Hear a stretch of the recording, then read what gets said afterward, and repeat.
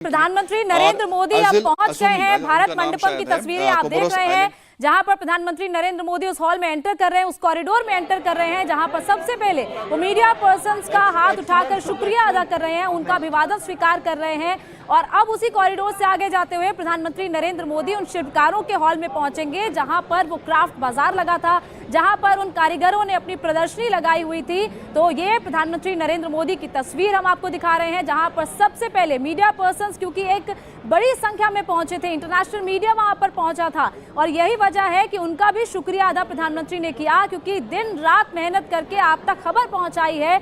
और यही वजह है कि प्रधानमंत्री सबसे पहले वो हॉल नंबर 5 के उस कॉरिडोर में पहुंचे, और उसके बाद अब प्रधानमंत्री हॉल नंबर 3 में जाएंगे, जहां पर पीएम मोदी उन कारीगरों से मिलेंगे, उन शिल्पकारों से मिलेंगे जिन्होंने अपनी प्रदर्शनी के जरिए भारत की झलक उन डेलीगेट्स के सामने, राष्ट्रीय अध्यक्षों के सामने रखी कि भारत की डाइवर्सिटी कैसी है, कैसे भारत में हर रंग दिखाई देता है, फिर चाहे वो कश्मीर से लेकर कन्याकुमारी तक हो, ईस्ट से लेकर वेस्ट तक हो, वो सारी चीजों की झलक दिखाई गई। तो ये देखिए, मीडिया पर्संस के सामने से होकर प्रधानमंत्री नरेंद्र मोदी जा रहे हैं, बिल्कुल उनका अभिवादन स्वीकार कर रहे हैं। प्रधानमंत्री नरेंद्र मोदी ने उनका भी शुक्रिया अदा किया। ये देखिए, ये होती है जब एक देश के राष्ट्रीय अध्यक्ष कुछ इस तरीके से हर किसी को सम्मान दे रहे हैं, फिर चाहे वो ग्राउंड पर काम करने वाले मीडिया पर्संस हो या फिर वो कारीगर हो, जिनके लिए प्रधानमंत्री नरेंद्र मोदी यहां पर पहुंचे हैं। देखिए, समिट खत्म हो गई, जो मेहमान है वो भी अपने अपने मुल्क लौट गए। ऐसे में ऐसी कोई जरूरत नहीं थी कि पीएम खुद वहां पर आए। ये होता है कि जब आप जिन लोगों ने मेहनत की होती है उस टीम का शुक्रिया अदा करने के लिए भी आप जाते हैं। जिन मीडिया पर्सन से खबर पहुंचाई है आप तक, उनका भी शुक्रिया अदा करने के लिए पीएम मोदी यहां पर पहुंचे हैं। और अब उन शिल्पकारों के बीच में पीएम जाएंगे जिन्होंने देश के रंग सभी डेलीगेट्स के सामने रखे।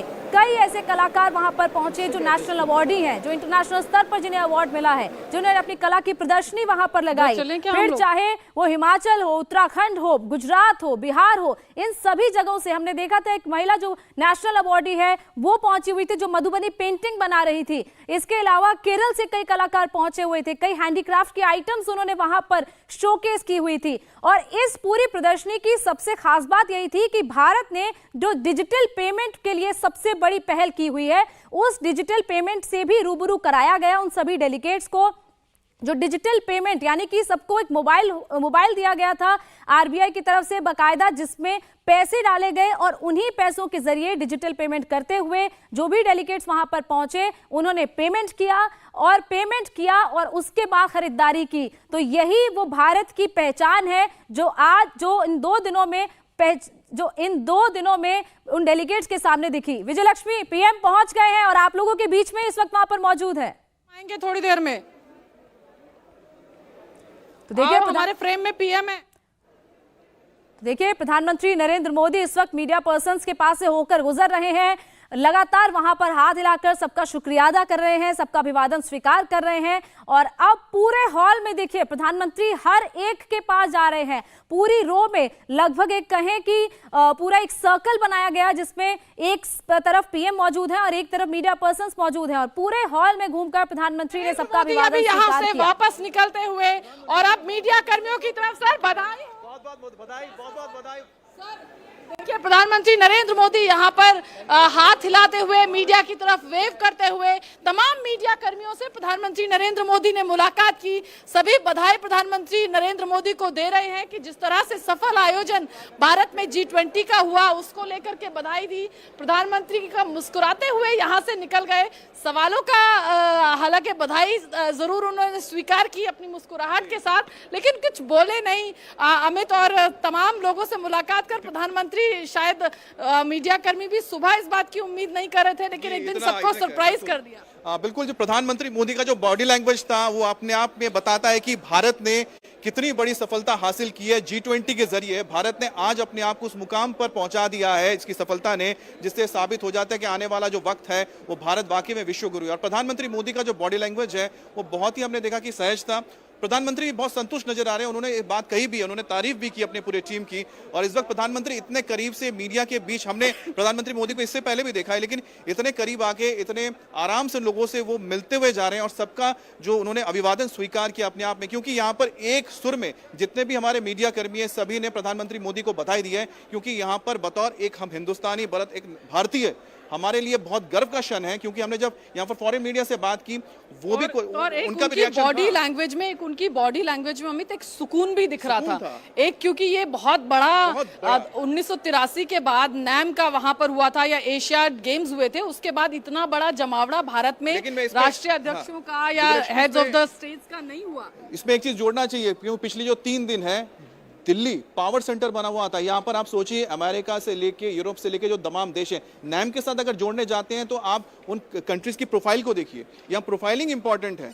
जब हम कहते हैं ना कि आप जब वर्ल्ड कप की बात होती है तो कितने क्रिकेट प्लेइंग नेशंस हैं, जब आप उसमें कुछ और देशों को जोड़ते हैं बोलते हैं नहीं ये तो टक्कर के नहीं है। लेकिन जब Bharat Pakistan, England, West Indies, Australia जब जुड़ते हैं, साउथ अफ्रीका जुड़ते हैं, मानते हैं कि दम है। दूसरी तरफ G20 का जो मीटिंग हुआ है, इसमें आप समझिए कि 80% जीडीपी पूरी दुनिया की और 2/3 जो पॉपुलेशन है दुनिया की, ऐसे फोरम में ऐसे फोरम में अपनी धाक जमाई है। विजयलक्ष्मी, आप बताइए, आप तो बाली में गई थी, बाली और इसमें कितना फर्क है? बिल्कुल, देखिए बाली, हालांकि विदेश मंत्री ने भी कहा बाली डिक्लेरेशन बाली था, new Delhi declaration new Delhi है। तो दोनों तरफ से कूटनीतिक लिहाज से कहें तो जिस तरह का जॉइंट डिक्लेरेशन लाने में एक क्राइसिस, एक जियोपॉलिटिकल क्राइसिस के जिस दौर से दुनिया गुजर रही है, यूक्रेन और रशिया में वॉर की वजह से, उससे food prices, inflation, food inflation पूरी दुनिया में बढ़ रहा है। और गैस से लेकर एनर्जी से लेकर तमाम तरह के संकट पूरे दुनिया के लिए मुंह बाए खड़े हैं। ऐसे दौर में बिना रशिया का नाम लिए, यूएन चार्टर का हवाला देते हुए भारत ने जॉइंट डिक्लेरेशन ला दिया और उस पे इन तमाम दुनिया की इकोनॉमीज को, इन तमाम दुनिया के बड़े मुल्कों को अग्री भी करा दिया। और हमें बता रहे हैं सूत्र के जो हमारा डिक्लेरेशन है वो कन्वर्जेंस कंसेंसस डिक्लेरेशन है, यानी तमाम मुद्दों को करते करते सब एकजुट हुए।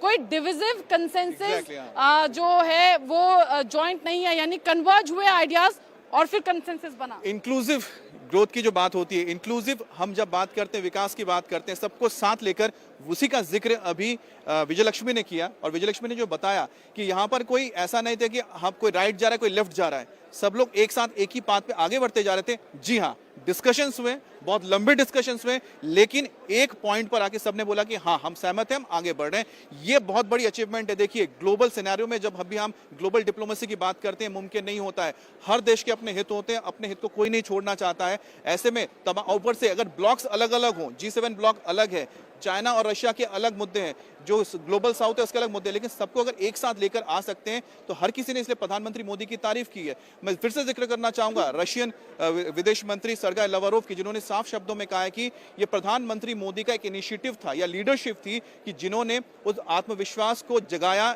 किन देशों में, खासकर रशिया और साथ ही साथ अमेरिका। आप सोचिए कि उन दोनों को एक पटल पर लेकर आके, उनके समन्वय बना के इस डिक्लेरेशन को लेकर आना बहुत बड़ी बात है। एक और चीज, ऊर्जा को लेकर हम जिसका जिक्र कर रहे हैं, साइडलाइन, आप सोचिए कि सोलर अलायंस, किसी ने सोचा नहीं होगा कि ऐसा कुछ हो सकता है। सोलर अलायंस को इस दुनिया में कह सकते हैं कि एक परिवर्तन का, हम सकते हैं बहुत बड़ा इनिशिएटिव रहा है, जिसमें कि आप सौर ऊर्जा के जरिए अपने पृथ्वी को बचा सकते हैं और फॉसिल फ्यूल की जो आत्मनिर्भरता उसे कम कर सकते हैं। अब दूसरा उसका फेज क्या लेकर आए हैं, ग्लोबल बायोफ्यूल अलायंस।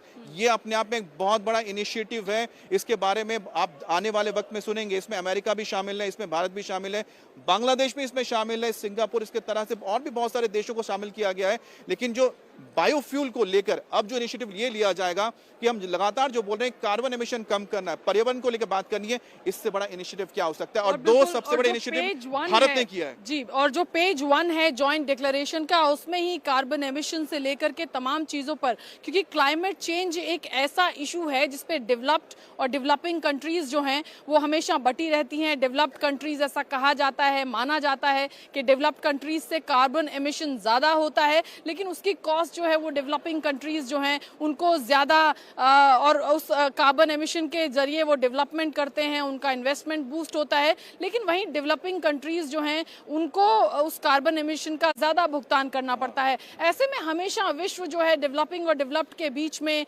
डेवलपमेंट और एनवायरनमेंट के बीच में बटा रहता है। वो एक टाइट रोप वॉक है, लेकिन यहाँ पर कार्बन एमिशन से लेकर के ग्रीन एनर्जी की बात भारत शायद इसीलिए करता है क्योंकि क्लाइमेट चेंज को लेकर के हम बहुत सजग हैं और ये बात प्रधानमंत्री नरेंद्र मोदी बहुत अच्छे से समझते हैं और शायद इसीलिए कार्बन एमिशन से लेकर के बायोफ्यूल और तमाम जो सस्टेनेबल ग्रीन एनर्जी के सोर्सेज हैं उसको लेकर के लगातार भारत बात करता है और प्रधानमंत्री नरेंद्र मोदी भी बात करते हैं और वही झलक हमारे डिक्लेरेशन में। और साथ ही देखिए कि जो प्रधानमंत्री मोदी कहते हैं कि प्रॉब्लम्स को हल करने का रास्ता बदलना पड़ेगा, आपको नए नए आइडियाज सोचने पड़ेगा। अब नए आइडियाज क्या है? अगर आप चाहते हैं कि फॉसिल फ्यूल जो पारंपरिक पेट्रोल डीजल पे आपको कम करना है, कार्बन कम करना है, तो आप बोलते हैं कि उसका इस्तेमाल कम कर दीजिए, लेकिन नहीं। प्रधानमंत्री ने ऑल्टरनेट क्या दिया? पहले सोलर अलायंस लेकर आए, उसके बाद वो बायोफ्यूल ग्लोबल जो अलायंस लेकर आए, जो अपने आप में इनिशिएटिव बताता है, एक अलग अप्रोच है कि आप किस तरह से निर्भरता को कम करते हुए चला जाए, ऑटोमेटिकली आप क्या होगा, कार्बन जो उत्सर्जन है वो कम हो जाएगा। अब हम बात कर लेते हैं जिसका हम इकोनॉमिक कॉरिडोर की बात करते हैं।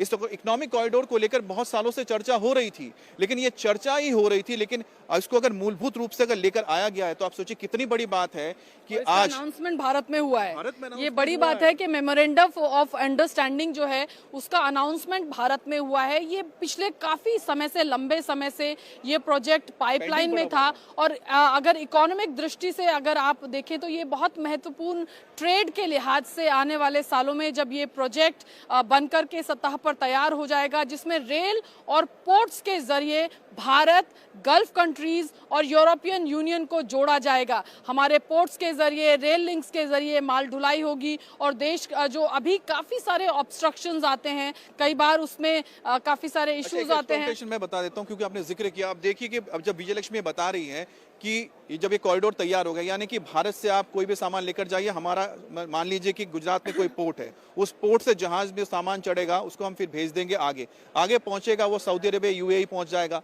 वहां से फिर ये आगे रेल के रास्ते हुए पहुंचेगा जॉर्डन, इजराइल होता हुआ भूमध्य सागर के इलाके में पहुंचेगा, फिर वहां से आगे निकल जाएगा यूरोप के किसी भी देश के या फिर अमेरिका तक जा सकते हैं। अब यहाँ पर आप बताएं, आप समझ रहे होंगे कि इसमें क्या फायदा होगा। अभी भी तो जहाज ही जाते हैं।